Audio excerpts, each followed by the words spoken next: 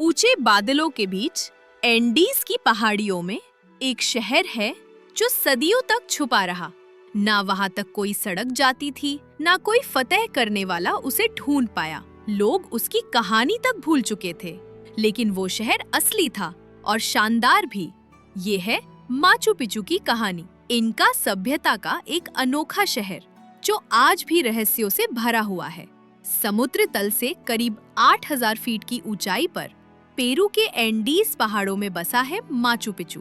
चारों तरफ हरियाली, गहरी घाटियां और पवित्र उरुबाम्बा नदी। इतनी दूर और दुर्गम जगह पर बसा ये शहर सदियों तक दुनिया की नजरों से छुपा रहा।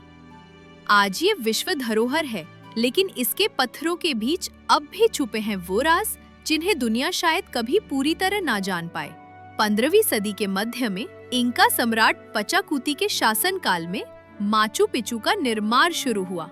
कहा जाता है कि ये जगह उनका शाही निवास या फिर धार्मिक विश्राम स्थल थी, लेकिन ये कोई साधारण शहर नहीं था। ये तो पहाड़ को काटकर प्रकृति के साथ मिलाकर बनाया गया एक चमत्कार था। अजीब बात यह है कि इंका के दस्तावेजों में इस शहर का कोई जिक्र नहीं मिलता। जैसे ये शहर चुपचाप बना, वैसे ही गुम भी हो गया।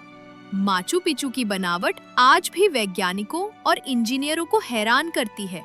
यहाँ के पत्थर बिना सीमेंट या गारे के एक दूसरे से इतने सटीक जुड़े हैं कि उनके बीच एक ब्लेड भी नहीं घुस सकता। इस शहर की बनावट में हर चीज का मकसद था। टेरेस ताकि ढलानों पर खेती हो सके, ड्रेनेज सिस्टम ताकि बारिश का पानी नुकसान न पहुंचाए, सूर्य मंदिर, महल, वेधशालाएं, चौक, ये सब भूकंप रोधी तकनीक से बनाए गए थे। वो भी उस दौर में जब न लोहे के औजार थे न पहियों का इस्तेमाल। इनका लोगों के लिए प्रकृति एक देवता थी। माचू पिचू की बनावट सूरज की किरणों, मौसम और ग्रहों की चाल के हिसाब से की गई थी। यहाँ के लोग इंटी यानी सूर्य देवता की पूजा करते थे और पहाड़ों को अपू यानी जीवित आत्माएं मानते थे।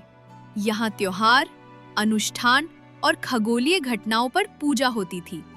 माचू पिचू सिर्फ एक शहर नहीं था, ये धरती और आकाश के बीच एक पवित्र सेतु था।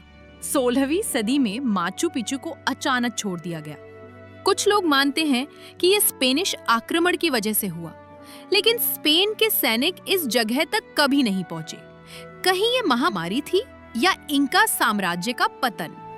जंगल ने इसे ढक लिया और ये शहर इतिहास से गायब हो गया।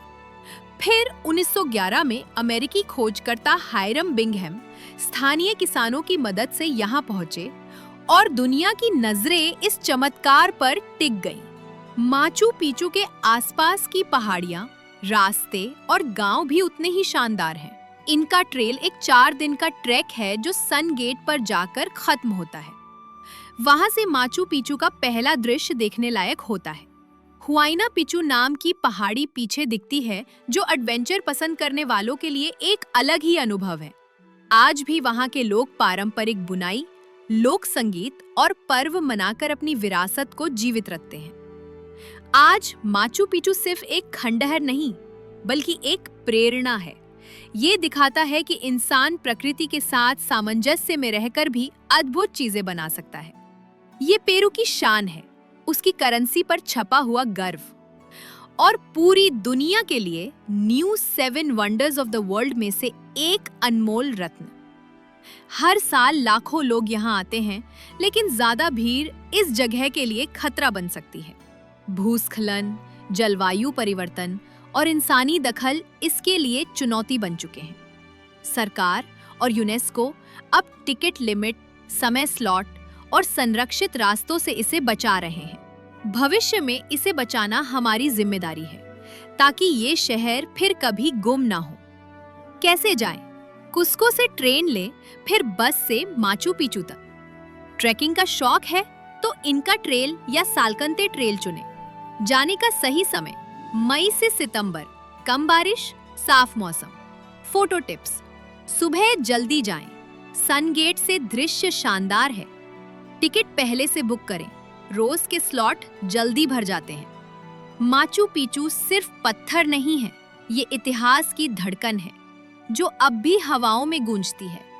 एक ऐसी जगह है जहां सूरज की किरणें भी पूजा बन जाती थी।